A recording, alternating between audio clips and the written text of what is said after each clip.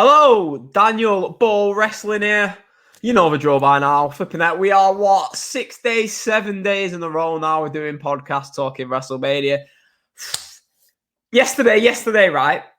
I didn't even connect my Yeti up. It was recorded on my laptop speakers. That's how unprepared I was. These shows, I feel like normally you can have a bit of structure to a podcast. Do you know what I'm saying? Like you get your notes, you lay out of the show. But here, I'm just literally plugging the microphone in and getting off because I feel like since the Hall of Fame seems days ago, since like Tuesday, I've literally, probably even Monday because I watched Raw, I've literally just sat in here watching wrestling, plugging the microphone in, talking about it, quickly taking a little walk to Tesco's, getting a little bit of food, couple of hours at work. I'm literally, if I'm not dreaming about wrestling when I'm sleeping, then there's something going on. Yesterday, I watched so many shows yesterday, so many matches. This morning, I woke up early doors in the UK, which isn't going to be good because it's WrestleMania. We didn't even start the show with that. WrestleMania is tonight. WrestleMania 37, night one tonight. They've confirmed that Bianca and Sasha is main event in the show. Drew versus Lashley is going to open it, which at first when I thought, I've been complaining like, look, you've got to have it main event. Drew, they've done all this work with Drew. Would the crowd, I said it wasn't a big WrestleMania main event WWE title match. And I think I've been proved right because they're having it open because they know opening the show, Drew is going to get that big pop that they desire, which is, I'm excited for. There's no pre-show match tonight. On SmackDown, they did the Andre the Giant and the SmackDown titles, but I've not watched SmackDown yet because I've been knee deep in the Indies. But yeah, I'm going to probably watch SmackDown. I know who wins the matches. I already had that spoiled on Twitter. But yeah, so Drew McIntyre, Bobby Lashley's going to open the show. The first match, I think it's kind of fitting in a way. I'll admit when I can be wrong. Like the first match back in front of fans in the WWE ring is Drew McIntyre versus Lashley. Drew McIntyre, let's be honest, during those early few months of the pandemic where we were stuck in the performance center, he was the real star of that show, weren't he? Since the Thunderdome started, I think the shine's been took off him and put on Roman. But if you actually go back and watch that show, he was the star of, Randy Orton was good as well, but he was the star of all those performance center Raws back in March until like August. So I know like a lot of us didn't watch much back then, but every segment that I watched with Drew in, he was really impressive in those segments. But yeah, so I'm excited, you know what I mean? I hope everyone's excited. Nobody's bickering on Twitter. It's WrestleMania. No matter even if you're not a WWE fan anymore, it's the best week. It's the biggest week. And tonight and tomorrow are the biggest shows of the year. As much as I love Wrestle Kingdom, as much as I enjoy AEW, WrestleMania is bigger than Wrestle Kingdom. It's bigger than Double or Nothing. It's bigger than All Out. It's just the biggest wrestling show here, biggest wrestling weekend of the year. I mean, everyone says the independence is done. I've had a great time watching some of these independent shows these last few days. But yeah, Sasha Bianca main eventing. Big news. I know a lot of people are happy about that. I've personally stated I didn't think the feud was worthy enough to main event night one of Mania, which I don't think it is. I don't think any feud, though, really, on this night one is... Do you know what I mean? There's nothing like... Drew Bobby hasn't really been a feud. It's only been a few weeks, hasn't it? That's not really worthy of main event in Mania. The only match out of 2 nights, I'd say, yeah, that's a main event of WrestleMania. It's tomorrow's main event, Roman versus Daniel Bryan versus Edge. Really excited for that one. That's definitely... It's the one... The thing is, this WrestleMania, the cards, I don't think the cards are that good, yeah? There's no match that I'm itching to see who wins, itching to see what the match is like. This is just more like, I'm just happy that there's going to be fans back for 2 nights in a row. I'm curious to see the reactions. It's just going to be interesting, isn't it? They're like, is Ronda or Becky going to return? That story's been around. Obviously, it is so interesting that Bayley, at the time of recording, is not in a match at WrestleMania. Neither Charlotte. You've got Bayley, Charlotte not in matches. Is going to be like a Bayley talk segment. I'd be shocked if Bayley and Charlotte don't appear on these shows. There's rumors going around that Becky Lynch might be returning tonight. Ronda Rousey, she's always there. So that is exciting to go into. Hopefully something happens tonight. Maybe they'll save it for tomorrow, but I think they should do it for tonight because tonight's show is the show that I feel it's the weaker of the 2 cards. But NXT TakeOver, if you looked at those cards before, everyone was saying night 2 was the stronger card. And as we discussed on yesterday's podcast, night 1 was the better of those 2 shows. But yeah, I'm excited for tonight. I mean, that's why I'm doing the podcast a little bit earlier today because I don't want to be sat thinking, I need to get this podcast done. I was going to bottle it. I was going to not do a podcast today. I'm tired. I'm drained. There's so much wrestling that even now I've got wrestling shows to watch. I need to go and get some food. I'd like to get a run in at some point because, do you know what I mean? I just want to get a run in at some point. But yeah, it's exciting. And can you not tell I'm hyped? I'm hyped. WrestleMania weekend. I've just finished watching a fucking brilliant independent show. If you don't know the news, Jon Moxley at the end of that incredible Nick Gage, Ricky Shane Page, although the match might not be for everyone, that incredible match at the main event of Spring Break last night. Jon Moxley came out, confronted Nick Gage, gave him the Death Rider through some light tubes, crowd going crazy. And Nick Gage gets on the mic. Jon Moxley, Nick Gage, deathmatch, GCW. Jon Moxley, the guy is a hero. The guy, he's in the space of a few years. Casual. I remember when he first left WWE, people were like, I'm not really that interested in Jon Moxley. Look at the job he's done the last 2 years. He's like, if you like the smart fan, he's like our heroes. Not saying I'm a smart fan, but he's turned into our heroes. He's sat there, he's bleeding. I seen a tweet someone put, he's bleeding to death for being a Bloodsport show in front of no one. Well, a couple of hundred fans in a car park in the middle of Tampa. He's showing up. Death Rider throwing Nick Gage through some light tubes. He's just, since leaving, he's living the life. He's got Renee sat at home.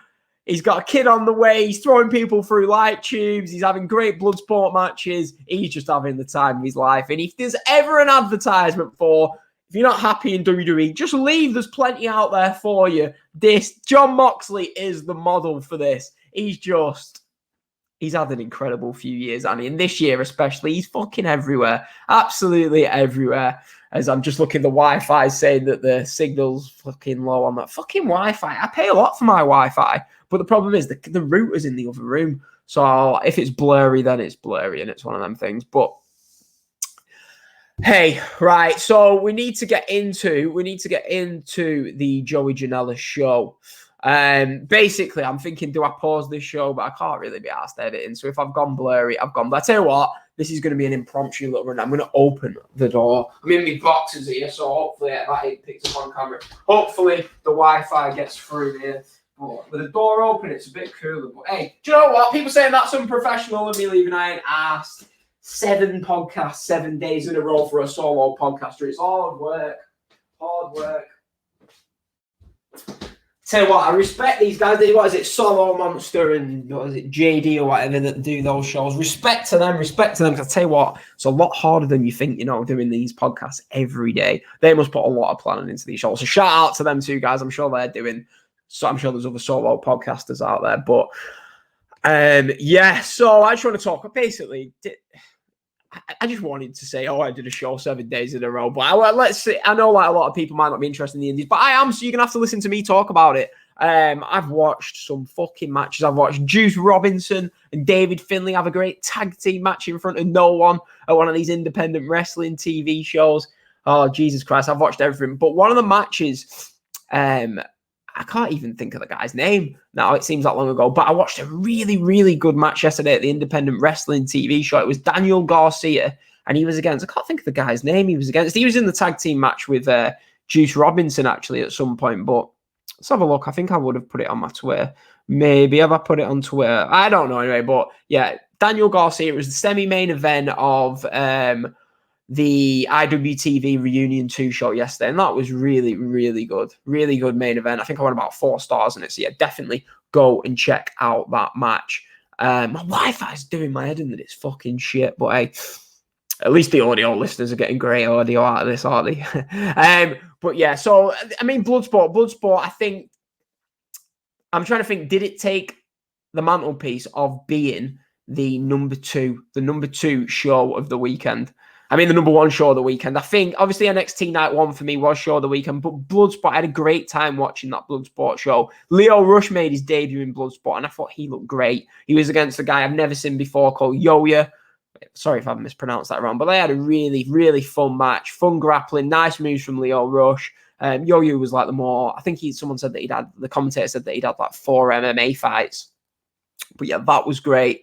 Really enjoyed that. We had a Schluck Super Beast. They sort of like, they set up a feud. I don't know if Bloodsport's going to run more regularly, but this was like, they come out and the guy just bites his shoe, and then they ended the match in DQ. That was really good. I had a great time watching Bloodsport. Moxley versus Barnett felt big. The setting was amazing. It was much like the GCW show where it was like, I don't know, it's outside in it. It's at the Cuban Club. It's just a great setting. It had gone dark. The crowd are going crazy. Both visual blood on Moxley on Barnett. The end of the match comes when Barnett, he just repeatedly stamps the fuck out of Moxley's head and the referee stops it. Moxley wants to carry on, but it's like, I remember a few years ago at Bloodsport, they did a Barnett against Suzuki, and the whole thing was, look, are they going to carry on the match? And they did. I think they went to a time limit, and they carried on for another, till like someone actually won the match. And that was really, really well done. Really good. And I thought, are they going to do it again here with Moxley and Barnett? They did tease it, but I think we're going to get a Moxley Barnett too at a future Bloodsport show if they are indeed going to run these shows more regularly. You can tell Moxley, I just love the speech after where Barnett's like, look, this guy is not here for the paycheck. He's here to have a good time and entertain the fans. And yeah, it's a great one. Moxley has just stole the show. There's Moxley, Walter, that Daniel Garcia seems to be in good matches whenever I've watched. And those three have really come out. Well, Moxley was already starting it, but they're like the three guys that I see a lot of talk about coming out of these shows. But yeah, it was great. Go and watch Moxley Barnett. I'm not sure. I've seen people saying that it was taking over the mantle of match of the weekend. I'm not quite sure if I'd go that far, but it was definitely, I don't know. It's tough because I think I think I'm still going with Walter versus Ciampa as the match of the weekend thus far. But Moxley and Barnett did push it very, very close, really close. They had a really, really good match. So yeah, I'm babbling a bit because I was just checking the Leeds score because Leeds were winning 1-0 last time I looked. Away at Man City, Liam Cooper got sent off, and it was Neil sent me a video of it, and it was never a red card. City have equalised. Torres, 76th minute. Leeds did well to hang on for that long. If you're not a football fan, you're probably wondering what is this guy bobbling on about, but hey. But yeah, go and watch Moxley v Barnett. I'd recommend Leo Rush versus Yo-Yo from that show as well. The opening women's match was really good. And I enjoyed the Schluck Super Beast contest as well. So, yeah, Bloodsport was a really, really good show. Moxley Barnett stole the show in a great main event. So last night after I'd watched this, I thought I need to get some sleep here. But there was so many independent wrestling shows going on. And I thought, do you know what? I'm going to check some stuff out. I watched a really good Danny Garcia match. I watched a little bit of No Peace Underground. But yeah, there was some really good stuff. And I watched the pre-show for the Joey Janella Spring Break. But yeah, this Spring Break show, Spring Break from 2019, I think I said was definitely the show of the weekend at the last WrestleMania with Independence on in New York. And I was annoyed I didn't go to it. We went to NXT. I enjoyed that. We went to NXT TakeOver instead, which I suppose everyone refers to that NXT New York as like a classic show. Live, I don't know something about some WWE arena shows. You just get a better experience, I think, at a great indie show. But that's just me. But yeah, I might be wrong. I know people think the atmosphere is amazing at NXT, but when you're in the actual building, I don't know if it's just where we were sat. We was like behind the hard cam, and I didn't think the atmosphere was that good. But that might just be me because it came across ridiculously loud on TV. But in the building, I didn't feel it was like that. So I will definitely be going to Joy. Well, it's Ricky Shane Page's Spring Break. But that's what I'll be going to at Dallas next year. But yeah, this show was, I'm not going to run for everything, but there was like things I like. The opener was Starboy Charlie versus Billy Starks. We saw Starboy Charlie face Jimmy Lloyd in the main event of Jimmy Lloyd's D-Generation F the other day. And these two, I think both 18, the story's going into it. Obviously, it's an intergender match. It was a nice back and forth match. And yeah, I enjoyed it. I think I'm on about 3 stars for this, but I'm not going to run for everything, but there was a match that I just fucking loved. It was 15 to 20 minutes of these lucha guys just going fucking crazy. Jim Cornette would have been having a fucking disaster watching this, but there's just some of the moves that it was Aramis, Laredo Kid, who you've seen on AEW, and Dragon Bane against Arrest, Taurus, and Gringo Loco. 6-man tag lucha match. And it was just insane. I don't know, was it Dragon Bane who came out to Gorilla's Clint Eastwood? And I was like, 9 o'clock this morning, you've got your first coffee of the day, and you're listening to a wrestler come out. So I ain't happy. I'm feeling glad I got sunshine in a bag. Oh, I was just like, yeah, this is fucking brilliant. And yeah, the match itself was amazing. There's like moonsault frog splashes. They're just going crazy. Yeah, definitely go and check this out. The 6-man tag, I think it was the second match into Joey. That's just habit. Into the Ricky Shane Page Spring Break show was just fucking brilliant. I went 4.25. Go and watch this match. one of the matches of the weekend. It's not a storytelling match, obviously. It just feels like a WrestleMania weekend match. Something you'd see at these WrestleCon Super shows where there's just 6, do you know what I mean, indie guys, lucha guys just going fucking mental. It's like the Penta Phoenix match, like the WrestleMania weekend as well. I absolutely loved it. Might not be everyone's cup of tea, but go and watch this match. Fucking brilliant. Jordan Oliver versus Blackheart, Lio Rush. Lio Rush was doing his Blackheart gimmick. Thought it sort of like hindered the match a little bit. Lio Rush's entrance was amazing, though, by the way. But yeah, I'm a fan of Jordan Oliver. I've enjoyed some of his stuff this weekend. And the match went a little bit too long for me, though. I think it went 25 minutes. It sort of killed the crowd. Lio Rush tapped him out. And then what I like about GCW is they give us the video packages. They're not stupid. They know that like a lot of people don't watch all the stuff they're going to tune into these spring break shows, and we get the video packages, which was really good because I knew nothing about it. I never heard of it. Full Export, never heard of any of these 2 wrestlers going into it. Masada against Atticus, the 2 deathmatch wrestlers. The match is not my cup of tea, but I can see that it was good. They worked hard. They put themselves through fucking horrible pain. There's toothpicks going in. There's a toothpick board. What the fuck? Skewers. I've never seen the skewer gimmick that apparently seems to be in now at the moment. The skewers going into each other's heads. It was brutal. I say it's not for me, but you've got to respect him. It was interesting. My eyes were glued to the TV. So yeah, I did enjoy this one. It was all right. Although I say it wasn't my sort of match. We got, is it Lee Marietti against Rich Swan? I was hoping for a bit more of this. The crowd seemed tired. I've heard a lot about this Lee Marietti. He had a really breakout weekend at the those indie shows in October in Minneapolis, was it? He was like the star of that weekend. It was a bit of a nothing match, really. I don't know if Rich Swan's saving himself for Kenny Omega, but yeah, it was a bit of a nothing match, but it was fine. Joey Janella versus Chris Dickinson. I tweeted out Chris Dickinson's fucking everywhere. They explained the story of this match going in. It was a fun brawl. It was the third match of the night with doors in, but just exactly what you'd expect with a Joey Janela spring break match. Chair shots, blood, ladder spots. It was brutal. And Joey Janela taps out Chris Dickinson. 3.5 on that. Really good stuff. I enjoyed it. Janela offered a handshake, but Dickinson spits at him. Now, I want to talk about the main event. I've probably missed a few matches, but this main event, Nick Gage versus Ricky Shane Page. I think it's fair to say they're not 2 technical wrestlers. There's scaffolding out, light tubes out. They show us why the match is taking place. Nick Gage's entrance is always impressive. If you've not seen it, you need to go and see it. We've got Ricky Shane Page coming out to bring me the horizon. I was sat there watching it. It's dark. The crowd are going crazy. They've got a great song in the background as Ricky Shane Page is making his entrance. And I was like, I'd love to be in the fucking middle of that. 12 pints in, fucking having a great time. Neil fucking abusing everyone in the crowd. It'd be fucking brilliant. But yeah, great entrances. The thing that, to me, can define a great independent match, the crowd were on their feet the entire fucking match. 4 hours into the show. They were 4 hours into this. They're on the feet. The match itself, it was a great story. As I say, I'm not a light tube match fan, but this was great for what it was. Light tubes, glass, blood.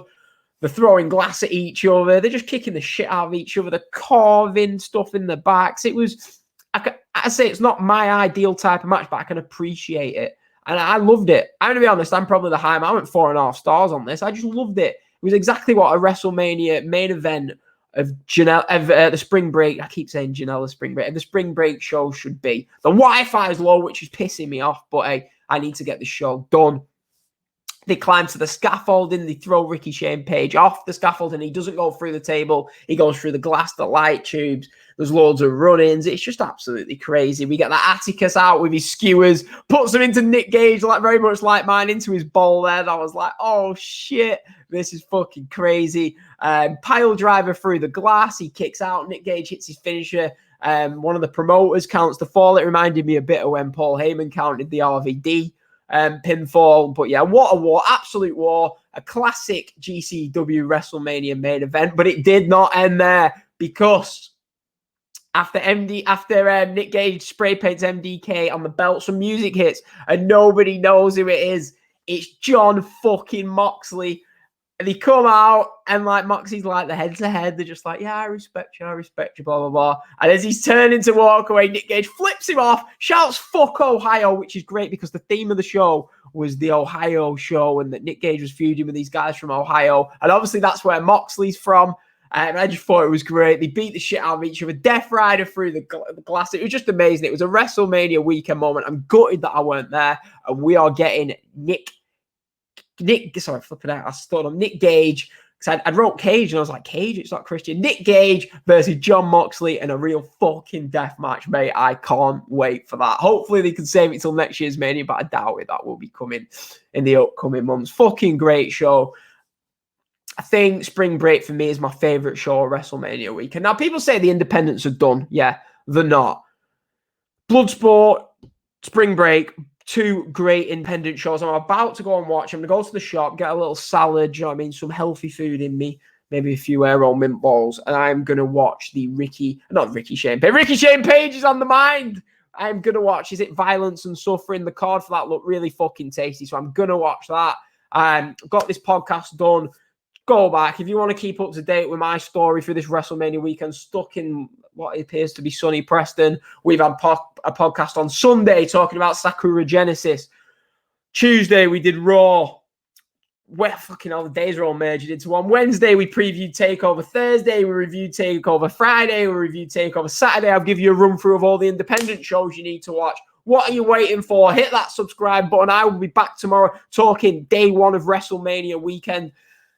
Might do a live video. I'm going to try to at Neil's on Sunday night. And I will be back Tuesday, Wednesday to review everything from WrestleMania weekend, including that night too, so I can get my thoughts in. Because I will be probably starting drinking tomorrow night. So yeah, tomorrow, get ready. We'll be reviewing WrestleMania Night 1. Find us on Apple Podcasts, YouTube.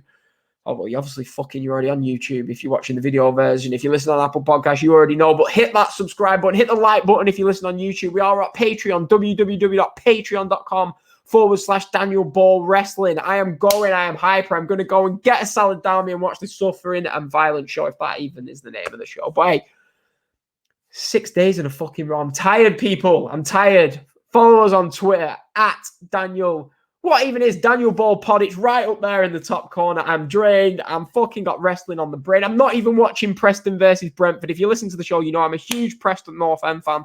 I'm watching wrestling over North End v Brentford. Hope the video, when I upload it, it hasn't been blurry, but I've got the Wi-Fi sign up, which is fucking annoying. But hey, I ain't letting anything kill my spirit. I'm in a great fucking mood. We've got 2 nights of WrestleMania ahead of us. And yeah, speak to you tomorrow. Thanks, everyone, for listening. Thanks for the continued support. Yeah, thank you. WrestleMania 37.